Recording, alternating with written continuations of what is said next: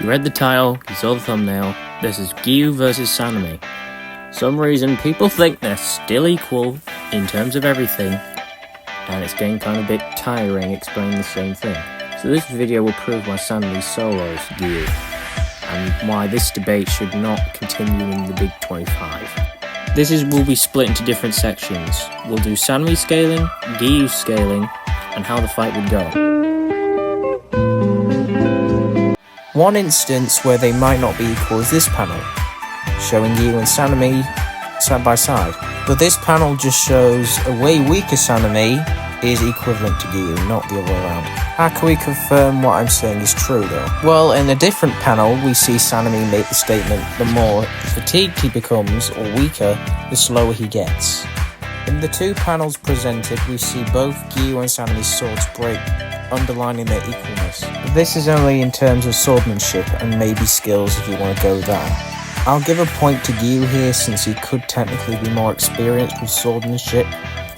Oh, but Spidey, what about the Demon King Tanjiro feats that Giyu helped with? Okay, before you all bring up Demon King Tanjiro in the comments, literally a weakened Inosuke performed better than Giyu did. Literally, he could have won as well if he didn't care for Tanjiro. Next thing is the Muzan feats. This will be the final thing we look at for Giyu.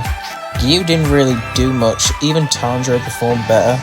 And he is above Giyu in speed before all you glazers comments. Is a Tanjiro that relied on pure instinct before he saw anything. He relied on pure instinct to dodge those whips. So we know that Giyu doesn't have much battle spirit via the no statements or feats of Giyu's battle spirit.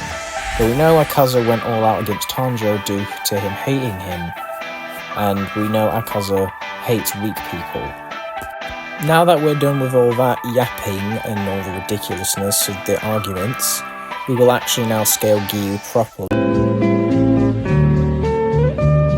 For strength, we can argue that he can clash with a weakened Sanemi, accessing Red Blade against Muzan in the final arc. But in the Akaza fight, he's more featless in this kind of category. Sanemi feat wasn't impressive because it was a nerfed Sanemi. This means if he did clash with a stronger Sanemi, the feat would be more impressive. Now for the speed category, Giyu links in with a base Akaza, even when marked. Even when Giyu gets the mark, Akaza still adapts to his speed, so it doesn't really help that much in the fight. Giyu's durability shows him being able to tank blows from Akaza himself and multiple building or walls. On this is battle intelligence, be able to create dead calm. Giyu Tomioka has shown great stamina feats from fighting Muzan, Demon King Tanjiro, and Akaza in 12 hours, and also to mention the Urodaki training he might have to endure during his journey when he became Ashura. Some basic ones here, more categories. Overall, after we looked at the results, Giyu would be near around low upper 3 level, just because of the lack of making Akaza serious and not being able to do that much damage compared to Tanjiro. Scaling Sanemi Shinizugawa. Strength-wise, he's able to clash with Kokushibo in base.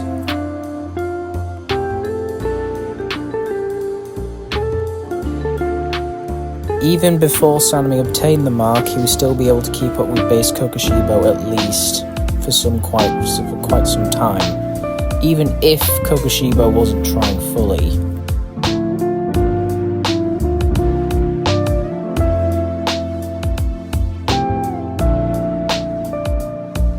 Sanemi was able to tank hits from Kokushibo, which damaged him and didn't even show a slight sign of agony. This shows Sanemi can handle blows and endure them. Speaking of endurance, Sanemi was also able to tank a blow from the stomach, and Koko stated that attack would shatter his organs if he moved, and Sanemi also managed to figure out how to counter that. The stamina of Sanemi is quite similar to Giyu, being able to fight demons in multiple hours.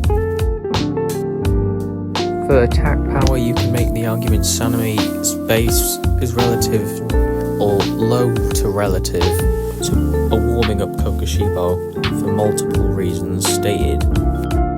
Marked Sanemi is more impressive in feats, however. However, durability is a complicated subcategory in the Demon Slayer verse. It's unclear how strong the Demon Slayer mark overall makes you. but we know it's an amp of the user's physical strength and speed. So basically we can argue that Sanemi has better speed and physical strength against Kokushibo's longsword attacks. And Sanemi barely reacted to some of them, but that was only because he was heavily weakened and had a life-changing blow in the stomach.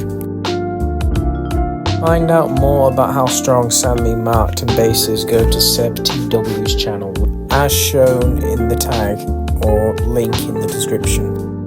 We will see how the fight between the two will go.